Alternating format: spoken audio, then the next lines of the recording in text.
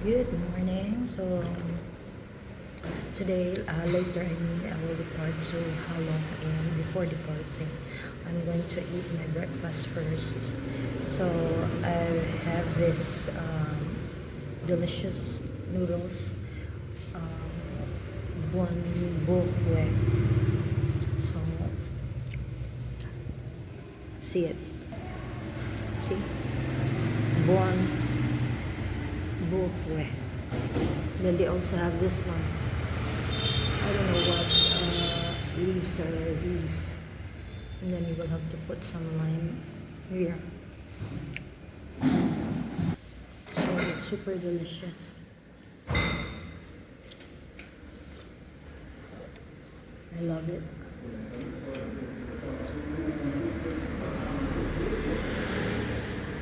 So let's see.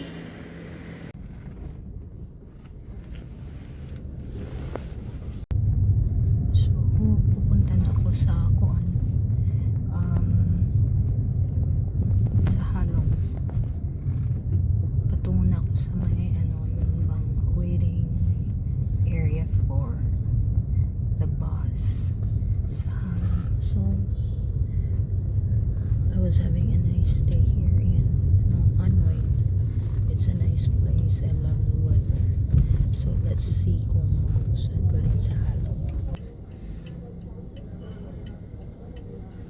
So ito nga, chill lang ang mga tao dito.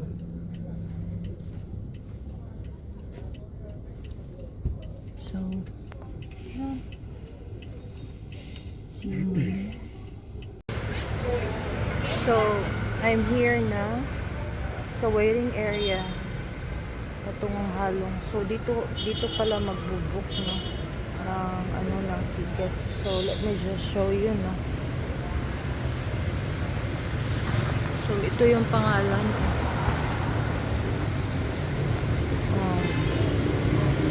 So yan ang pangalan. Pero ako nakabook na ako sa sa Klook.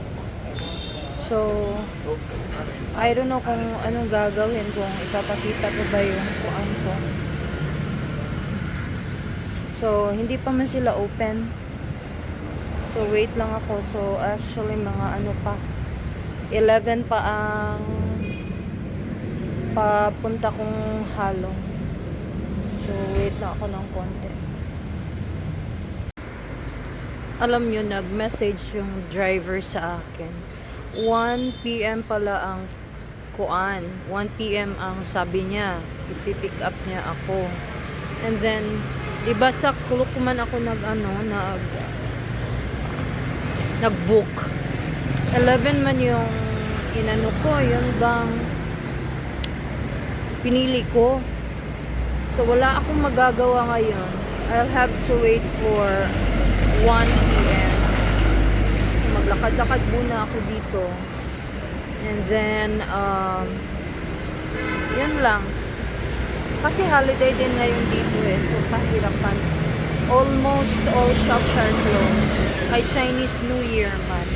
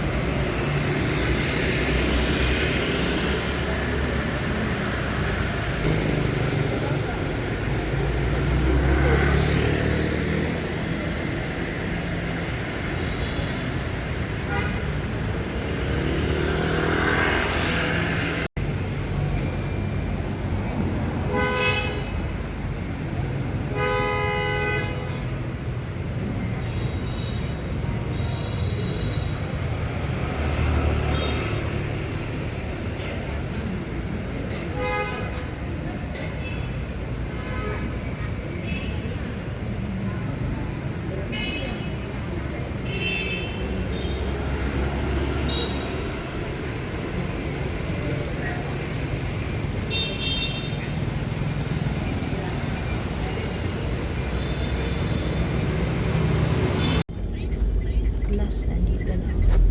Punta na kami sa Halong.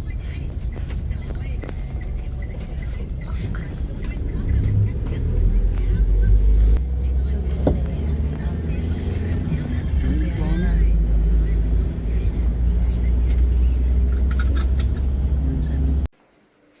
guys, today I just arrived here in Halong City.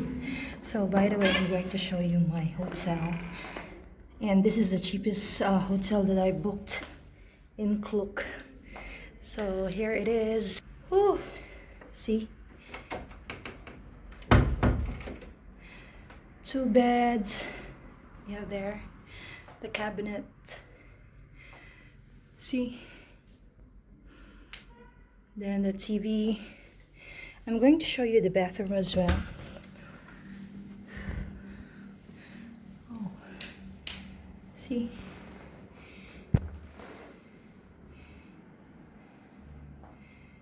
Not bad. For 12 USD, so it's not bad. And they've got a balcony here. So this is the nicest part. The view. Oh my goodness, look at the view. So here.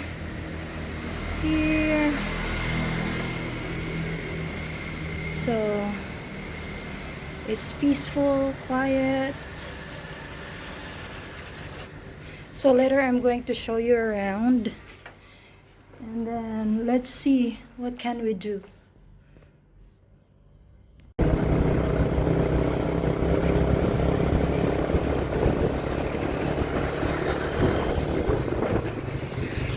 Oh.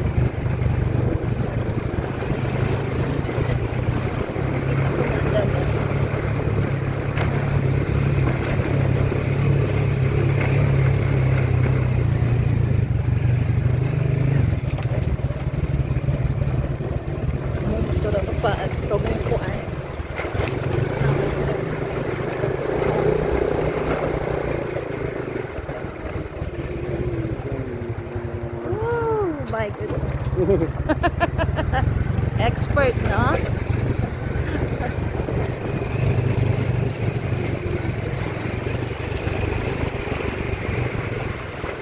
Grabe naman pa. Paano ito? Grabe parang pag walang nakasakay.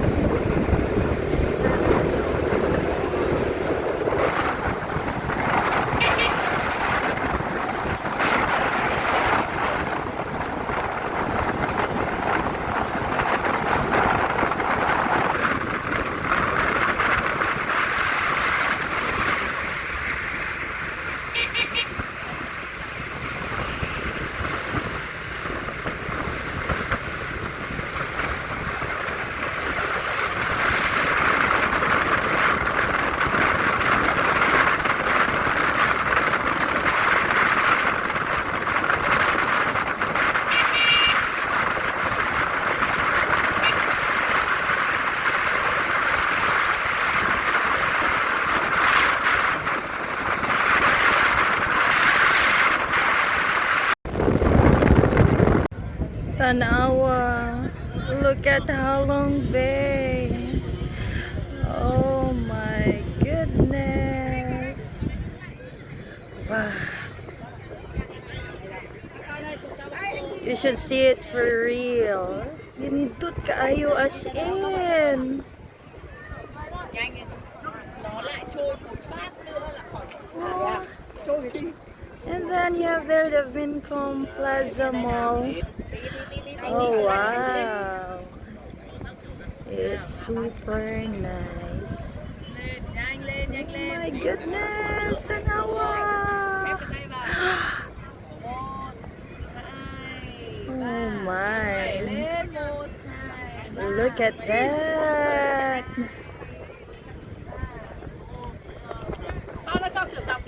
Kanindot. Oh my goodness.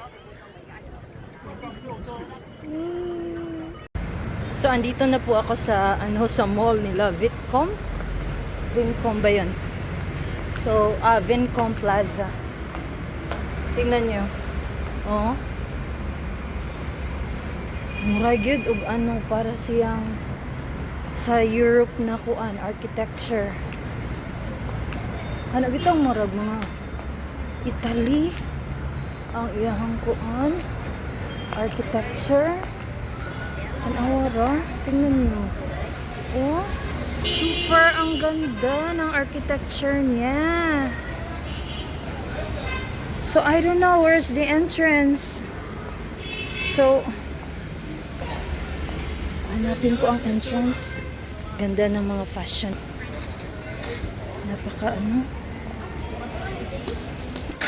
Napaka-fashionista ng mga yung mga Vietnamese. Napaka-class nila magsuot ng damit. Hindi ba trying hard? Tsaka ang puan talaga nila. Ang sexy nila. Ang ganda ng putis ng mga Vietnamese. Parang class na class itong itong mall na to. Parang ang tingnan. Napaka-class tingnan. Wow, super. Grabe siguro ang influence ng mga Vietnamese, no? Sa kuan, kasi parang Europe siya eh. Yung mga building sila, ang style parang nasa Europe. Yung mga kuan talaga nila. Parang yung kuan nila ba? Yung influence. Yung influence. Asa na ang influence sa amin? Tanawa ilang building. Mga diba? Nice, Tapos ang linis. Ang linis ng kuan. Ng Vietnam. Teka lang, ha? Asa man ang entrance ito, Unfortunately, sarado pala. It's closed. That's why. So, look at the door. It's locked. Oh, sayang. Sayang. So, maybe next time. Ako. Kasi may bibilhin sana ako eh. But it's fine. Ang ganda.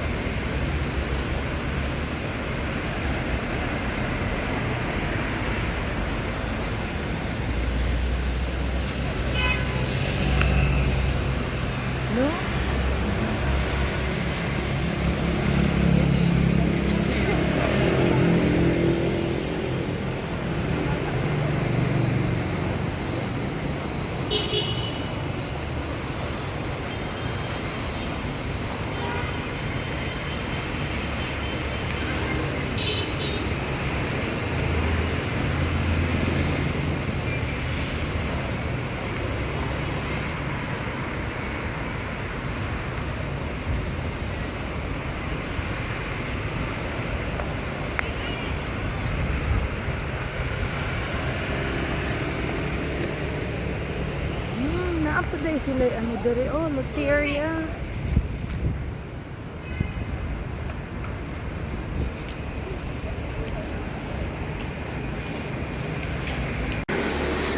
Good morning.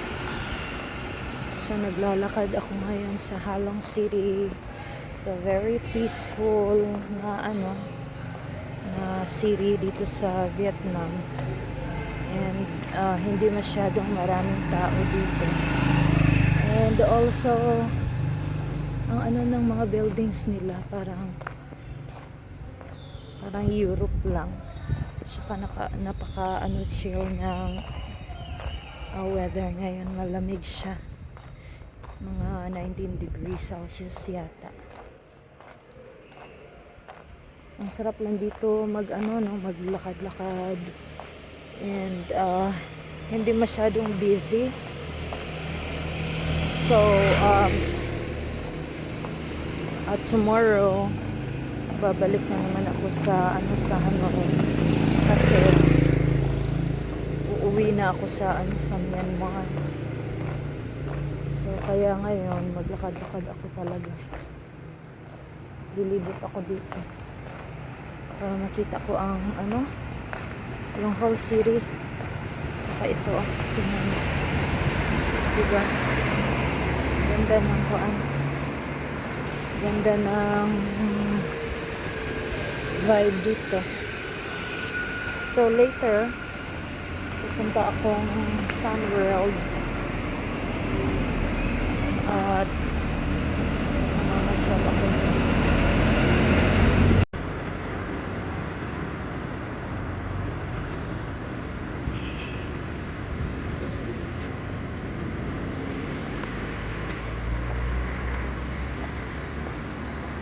Nandito pala ako sa Sun World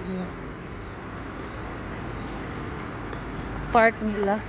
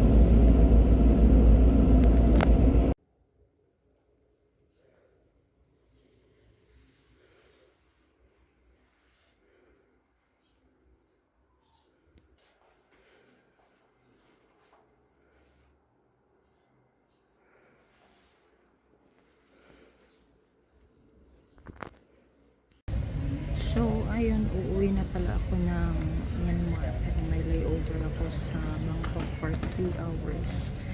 And I will arrive in Myanmar at mga 5 o'clock.